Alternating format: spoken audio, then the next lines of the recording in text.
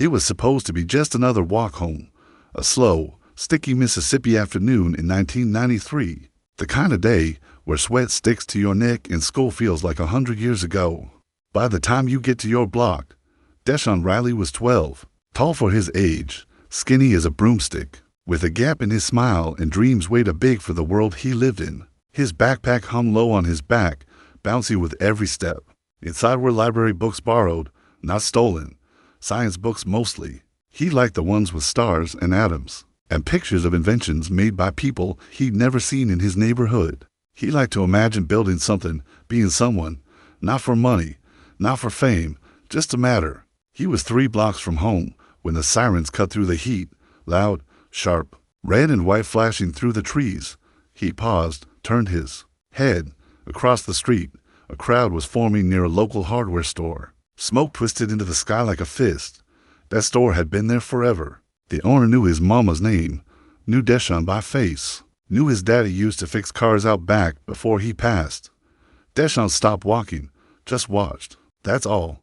Watched the fire trucks pull up, watched the smoke turn black, watched people scream. He didn't run. He didn't panic. He just stood there confused, scared, and small. He was 2 feet from the curb when a police cruiser rolled up and stopped beside him. Window down, a white officer leaned out. "You see what happened, boy?" Deshaun blinked. "No, sir. I was just walking." The door opened before he could finish. The second officer, younger, bigger, already had his hand on his belt. "Backpack. Take it off." Deshaun hesitated, his hands hovering behind his back. "It's just my school stuff," he said, quiet, nervous. "I said take it off." His voice cracked like a whip. Deshaun froze. He didn't know what to do. His mama always told him, "Don't talk back. Don't move too fast. Don't die." He slowly unhooked the strap, held it out. The older officer yanked it from his hand, unzipped it, flipped it upside down. Books fell onto the ground like bricks. One cracked at the spine. Another slid into a puddle. "Where were you an hour ago?" "School." "You got a witness." "My teacher." "My friend Marcus." "I got detention, so I left late." But they weren't listening anymore. The younger cop held up one of the books. A burn mark on the corner. The paper had curled just a little like it got too close to a heater or sat in the sun too long. "What's this then?" Deshaun looked at it, then at the cop. That was already like that. But it didn't matter. They cuffed him on the spot. 12 years old, arms behind his back, knees shaking in the grass. The crowd across the street wasn't watching the fire anymore. They were watching him. A librarian, Miss Carver, tried to speak up. Tried to say she'd seen him leave with those books 2 days ago. Tried to say she knew he didn't do anything. But the cops told her to step back. The news truck showed up. Before his mama did. Camera flashing. Headlines already writing themselves. Local boy suspected in arson. That's all it took. One photo. One sentence. One burned corner of a library booked out by the time Mabel Riley arrived, breathless, running down the sidewalk in her house shoes, screaming her son's name. He was already in the back seat of a squad car. "Please, that's my baby." He didn't do nothing. The officer slammed the door shut. Didn't look at her. Didn't care. 12 years old, and all it took was the color of his skin, a burned page, and a fire nobody saw him light. His dreams didn't matter anymore. His books didn't matter. His words didn't matter to them. He was already guilty. Welcome to Injustice Browin. I'm Mark Joie. If you feel this in your bones, if you know what it's like to be blamed before being heard, then hit that subscribe button, leave a comment, speak Deshaun's name, because stories like this, they're not rare. They're buried. But we're here to dig them back up. They called it juvenile detention, like it was some kind of summer school, like a child could be locked in a box and come out better, cleaner, whole. But Deshaun Riley didn't get rehabilitation. He got 15 years in a place built to crush spirit. A cage dressed up as mercy, concrete floors, metal beds, walls painted, the color of dry bones. That's where they sent him. He was 12 when they stripped him down, searched every inch of his body, shaved his hair, and handed him a jumpsuit with someone else's blood still faded on the sleeve. Nobody looked him in the eye. Nobody called him by name. He was inmate A for 917. That's who he was now. He didn't know where to sit in the mess hall. First day, he asked the guard where his room was. got slammed into the wall for talking back. Another kid told him, "You black and quiet, you better learn fast, or they'll break you." They did. First came the beatings. Not from the other boys, from the ones with keys. They didn't do it where cameras could see. They dragged him into closets, into the showers. Once they left him there overnight, face bleeding, shirt soaked. Second came the silence. They'd throw him into solitary for the smallest things. A cough, a wrong look, a whisper. 23 hours in a cell the size of a closet, with no clock, no sun, and no voice but his own thoughts screaming back at him. At one point, he forgot what day it was, then forgot what week. And then the letters he wrote to his mama every Sunday, folded each one neat, drew a little sun at the bottom like he used to do on his school papers. "Dear Mama, I miss you. I didn't do what they said. I'm trying to be good. I love you." No answer. Weeks passed, then months. He stopped drawing suns. He thought she gave up on him. What he didn't know was Mabel Riley was sending letters to, every week, handwritten, covered in prayers. She called the facility. They said he wasn't allowed to speak. She showed up to visit. They turned her away, said she wasn't on the list. She mailed packages. They got lost. She screamed into phones, waited in lines, filled out forms she didn't understand. No one helped her. No one cared. The system didn't lose her boy. It locked him away, then built 1,000 walls to make sure they'd never find each other again. Inside, Deshaun started to shut down. He stopped writing, stopped talking. He counted the cracks in the walls, memorized the sound of the guards' boots. There was a boy in the cell next to his Julius who used to hum at night. That hum kept him sane. That Julius was gone. Transferred. That's what they said. But no one ever saw him leave, and nobody asked why. Deshaun learned to stay invisible, eyes low, hands folded, rage buried deep where nobody could reach it. He watched the white kids get shorter sentences, watched them get family visits, watched them cry and be comforted. He cried once, just once. They put him in the calm room, a padded cell, with no toilet, no light, just a drain in the floor. He started to dream strange things, dreams where he had no mouth, no hands, just a body floating in a place that didn't have windows. Sometimes he dreamed about fire, but in the dream, he was the one burning, and nobody came to put it out. He lost birthdays, missed his grandma's funeral, didn't even know until 3 months later. He didn't grow up in there. He froze. 15 years for nothing, not one fingerprint, no camera, no confession, no lawyer who gave a damn. All they needed was a burnt book and black skin. That was enough. This is Injustice Browin. I'm Mark Joie. If your heart is burning right now, let it. Let it burn for every black child swallowed whole by a system built on fear and lies. Subscribe if you feel this. Comment if you've seen it happen. Speak Deshaun's name, because silence is what they count on, and silence is how they win. Her name was Mabel, not Miss Riley, not the mother of that boy, just Mabel. Born on a Tuesday in 1961 with lungs full of fight and a heart to beg for the world she was given. She didn't go to college, didn't have time, but she read every book in the church basement, could recite scripture and strategy in the same breath. And when Deshaun came into her life, she didn't just become a mother, she became a shield. Every morning after the rest, she still made breakfast. One plate, one chair pulled out. The seat across from her stayed empty, but she'd set a napkin anyway. Some habits weren't made to be broken. They were prayers in disguise.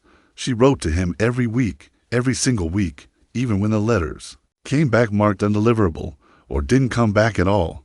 She'd fold them up anyway, write the next one, put a stamp on a lie and send it into the void. That's what love looks like when the world calls your child a criminal. Mabel worked nights at St. Joseph's Hospital, mopped blood off tile, changed sheets they didn't bother bleaching. Sometimes she'd come home with her wrists swollen and knees aching, then get right back up to clean floors at the courthouse during the day. The same courthouse that sentenced her baby like he was born guilty. She did all that just to save up for a lawyer, a real one, not the tired public defender who called her son the young man like he was talking about a stranger. She saved and scraped and counted bills with corners torn off. The lawyer took the money, then disappeared. But Mabel didn't stop. She started keeping a journal, not for herself, for Deshaun, in case one day someone finally listened. July 7th, I asked the guard if he got my letter. He said he ain't seen nothing. He looked me in the eye when he lied. August 22nd. Bought him socks with my tip money. They said he can't have 'em. Said they're not regulation. November 3rd. Dreamt he came home. Sat on the porch. I made sweet tea. I didn't want to wake up. She wrote in that journal for years. Neighbors talked about her like she was crazy, like she was holding on to something dead. But Mabel knew better. Her boy was alive, buried, but breathing. She could feel it in her bones. A mother always knows. And when the mail stopped, when the state stopped answering her calls, when the cell stayed cold, she didn't curse. She didn't quit. She lit a candle in the kitchen window every night. Same time, same spot, like a beacon for a ship that might still come home. She never missed a night. He walked out with a plastic bag and a bus pass. That's what freedom looked like in 2008. After 15 years inside, Deshaun Riley stepped into sunlight with no one waiting for him, no handshake, no apology, just air that felt too wide, and a city that didn't know his name. He was 27 years old. No money, no record cleared, just a new label, ex-con. He tried not to flinch every time a car backfired, tried not to stare at longer windows, full of things he couldn't afford, tried to keep his shoulders square when someone locked their doors as he walked by. The city had changed. Everything was faster. Stores had new names. People had phones in their pockets like they were born with them. Even his mama's house had someone else living in it now. She died while he was still inside. He didn't get to bury her, just a letter that said she was gone. He found a halfway house that smelled like bleach and wet socks. They gave him a cot, 3 rules, and a list of jobs he couldn't get. We'll call you, they said, but nobody did. He walked into places in his one good shirt and asked politely, "Sorry, we're not hiring. We're looking for someone with more experience. We'll keep your application on file." That file never existed. He couldn't vote, couldn't apply for student loans, couldn't even open a bank account without a cosigner. And he sure didn't have one of those. Not anymore. Some days, he sat on a bench by the bus stop for hours, just watching people walk past like he was invisible. He wasn't bitter. He didn't know how to be bitter anymore. He was just tired, like something in him had been locked away and forgotten. Then one afternoon, he met Mr. Harlan. He was sitting at the park near the courthouse, reading a book. Deshaun recognized something about criminal procedure. Old man, gray beard, pressed slacks even in the heat, black skin, same as Deshaun's, but eyes that looked like they'd seen every lie the system ever told. They started talking because of the pigeons. Mr. Harlan fed them every day, same bench, same time. Deshaun just asked if he had any extra bread. "You ever serve time?" Mr. Harlan asked, like it was a yes or no question. Deshaun hesitated, then nodded. Double quotes, "Thought so." Harlan said, "You walk like a man who's waiting to be sent back." That's how it began. Over the next few weeks, they sat on that bench more often. Harlan asked questions no one else bothered to, real questions, specific ones. And Deshaun told him about the rest. The burned book, the years in solitary, his mama's letters that never made it through Dartmoor. Harlan didn't flinch. He just listened. Then he pulled a small notebook from his bag and said, "I want to see your court transcripts." Deshaun shrugged. "I asked for them once. They said I had to pay." Harlan smiled. "Let me worry about that." Turned out, Mr. Harlan used to be a defense attorney. Not flashy, not rich, but thorough. The kind of man who stayed up all night reading case files no one else touched. He'd retired years ago, but not really. Still had a key to the legal library. Still knew who to call. Something shifted in Deshaun that week. Not hope, not yet, but something close, like the edge of a match against the side of a box. The beginning of fire, because someone believed him. Someone was willing to go back. To peel open the lie he'd been buried under for half his life. And not just believe in his innocence, but believe it was worth fighting for. It started with one named Dartmoor. Harlan found the officer who first questioned Deshaun back in '93, retired now. Living in Biloxi, he tracked him down through public records, made a quiet call, and got exactly what he expected. Denial, defensiveness, and then silence. But that silence, it spoke volumes. He kept digging. Court transcripts, fire department, records, witness statements. And what he found was raw. One of the key witnesses, Jermaine Lowry, was 9 years old at the time. In his original statement, he said he saw a boy in a red hoodie running away from the hardware store. But Deshaun wasn't wearing red. He was wearing his school uniform, blue. And here's the part they never let reach trial. Jermaine changed his statement 3 times. Each time, it got closer to what the officers wanted to hear. Harlan found Jermaine, now a grown man with kids of his own, working at a tire shop. He sat down across from him, showed him the old transcripts. It said one sentence: "That boy never got out of prison." Jermaine broke down right there, said the detectives told him what to say, said they scared him, said he never saw anything, and all next came the fire report, page after page of technical data. Harlan caught a detail most folks would have missed. The ignition point was near the back storage room, but the cameras from the street showed smoke coming from the front. Before the fire ever reached the back, he got in touch with a retired fire inspector, a white man who remembered the case. "Didn't sit right with me," he said, "but back then, if the cops said it was a match, we sign off."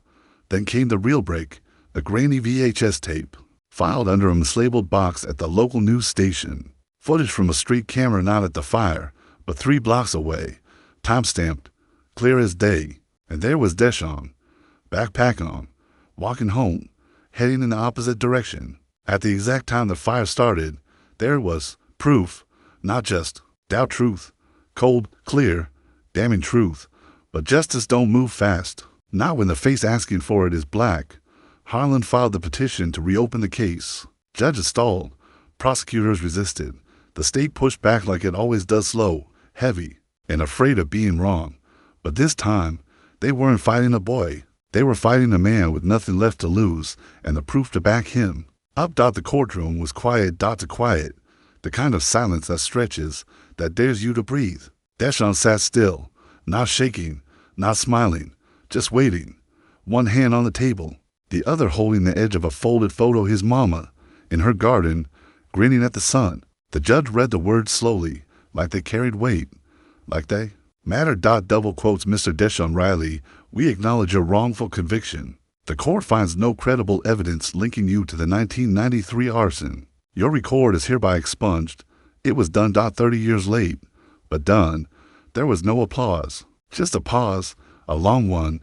Then Deshaun exhaled quiet and deep, like a breath held since boyhood. Mr. Harlan put a hand on his shoulder. That was all. No speeches, no tears. The state offered money, millions, even. Like freedom came with a price tag. Deshaun took it, not because he wanted it, but because he knew what to do with it. He bought back the old community center where he used to check out library books as a kid, the same block where his backpack was taken, where they called him a criminal, and he renamed it the Mabel Riley Center for Justice and Learning. On opening day, he stood in front of a room packed with kids who looked like he once did, brown-skinned, wide-eyed, full of questions the world hadn't answered yet. He didn't give a speech. He told the truth. "My name is Deshaun Riley, and I spent more years behind bars than I did in school. I missed birthdays, funerals, sunlight. But what I didn't lose, what they couldn't take, was my story." He looked out at those young faces, and his voice stayed steady. "I want you to know something. You matter. You matter before the world says so. You don't have to prove your worth to exist. And if the system tries to silence you, speak louder." The room stood still, then rose, because truth, when spoken without fear, doesn't echo, it roots.